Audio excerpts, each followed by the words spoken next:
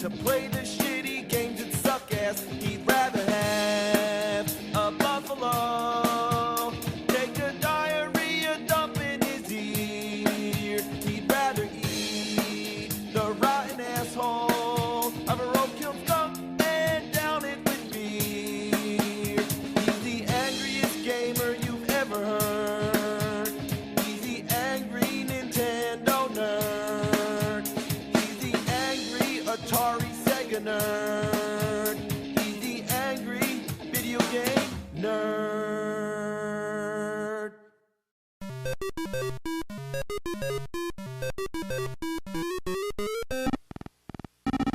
Atari, ah yes, a name so dearly loved from the golden age of history. A magical time when there was no internet, no cell phones, just electronic video games. Okay, it was the Dark Ages, but life was simple. Atari was the prime innovator in video arcades, home computers, and home video game consoles. The Atari 2600 revolutionized the game industry. It made popular the use of changeable cartridges and plug-in controllers. The games were primitive and choppy, but back in those days, they were fascinating. But then there came competition. The Odyssey 2, Intellivision, ColecoVision, everybody was trying to take advantage of the video gaming craze. It wasn't like today where you have a choice of only 3 consoles. Back then, there were so many fucking video game systems that made your head spin. Also, there wasn't any way to know which games were good and which games were bad, so consumers were alienated by an overblown market. So Atari made another console, the 5200. It replaced the TV game switch with an automatic switch box. It also tried to eliminate the use of wires by plugging the AC adapter directly into the switch box. But that only made it more confusing. The controllers had a pause button, which was new at the time, but the joysticks were faulty and unreliable. What it all came down to, the 5200 was an oversized piece of shit. I made a whole video about it, that's how much that sucks. Following the video game crash of 1983 and 84, Nintendo and Sega would rise from the ashes, once again revolutionizing the market and ushering in a new generation of gaming. Atari threw their hat in the ring again with the 7800. This one resolved all the issues with the 5200. The controller ports allowed you to use the same controllers as the 2600, and it was also backwards compatible with the 2600 games. The 7800 games featured better graphics, but didn't have much to offer in comparison with Nintendo. So, once again, it bit the dust. Afterwards, Atari stopped naming their consoles after numbers and instead started naming them after cats. The Atari Lynx was the first handheld console that was in color, but it found itself sandwiched between the more successful portable game systems, the Nintendo Game Boy and Sega Game Gear. Though the Lynx was pretty cool, gamers found it to be a little bulky, even with the Lynx 2, the new design model. The Lynx 1 took more batteries and drained them faster than the Game Boy. Also, it didn't have the same third-party support as the others, so it lost again. Meanwhile, Nintendo and Sega were in steady competition, but whether anyone preferred the NES library games or the Sega Genesis games was a matter of opinion. However, the debate amongst the fans and Sega's marketing campaign came down to one simple fact. The Genesis was 16-bit and the NES was only 8.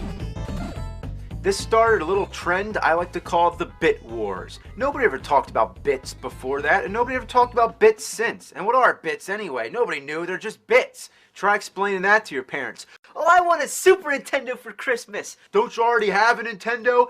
Yeah, but this one's 16-bit. What's that? I don't know. Other than it meaning the graphics were better, that's all we cared about. But the Bit Wars brought down our sense of gaming to numbers. People began to care more about the graphics and less about the actual gameplay.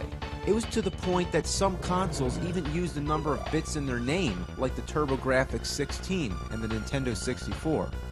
But in 1993, one console would come along to remind us that bits aren't everything. It was the Atari Jaguar, and it was announced as the first 64-bit game system. We were like, damn, 64? That's like 4 times the bits! Even the official advertising slogan said do the math.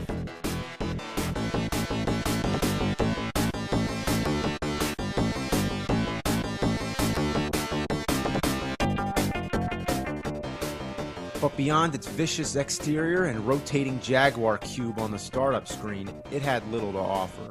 Gamers who were suckered in found a mediocre library of games and graphics that failed to impress. The controllers were huge and they had keypads, much like the ColecoVision and Intellivision. And like those, there were overlays which sometimes come in handy, but for most games, they're unnecessary. The cartridges don't have end labels, so I had to make my own. Seriously, is there any good reason not to have end labels? I guess instead to have these weird handles. What's the point? Do I really need that extra grip? None of the other top-loading consoles had that. It's like, oh god, I can't get the game out. Oh god, I need a handle. Man, I just can't get a grip. Gotta have a handle.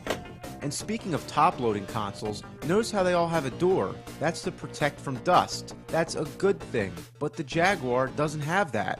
Why not? But before I can review any games, we need to discuss the graphics. This is Zool 2. Now, without criticizing the game, it's a typical side-scroller, but look at it. The graphics don't look any better than Sonic the Hedgehog, and that was 16-bit. Maybe a bad choice of game, so let's give it the benefit of the doubt and try something else. Brutal Sports Football. Another okay game. Once again, the graphics aren't too impressive. Where'd the other 48 bits go? Let's try Checkered Flag. This showcases the graphic capabilities a little more, just the fact that it puts you into a three-dimensional environment. But compare it to F-Zero on Super Nintendo. 48 bits less, but a million times more appealing to the eye. Now look at Cybermorph. It's a flying game with polygon graphics. Going back to Super NES one more time, look at Star Fox. Are we missing something here? For a game console that claims to be 64-bit, it really doesn't show a whole lot of improvement. This caused a lot of debate amongst gamers whether or not it really was 64-bit. It's a topic that usually overshadows the Jaguar itself, but it's something that we just need to get out of the way. Well, we do know that Atari was originally planning a 32-bit system called the Panther, but decided to skip it and leap ahead. The Jaguar still used a 32-bit graphic processing unit, but through a combination of other processors somehow added up to 64. It's technical and confusing, but the point is the Jaguar was a rare species, not built like most game consoles. That made it harder for programmers to develop games on it, and as a result, many games didn't utilize its full capabilities, whatever they could have been. So I've given you a little history of Atari and how it tried to win the bit wars. Now that we got that out of the way, check in for part 2 and we'll actually play some Jaguar games. Or if you want to be cool, you say play some Jag!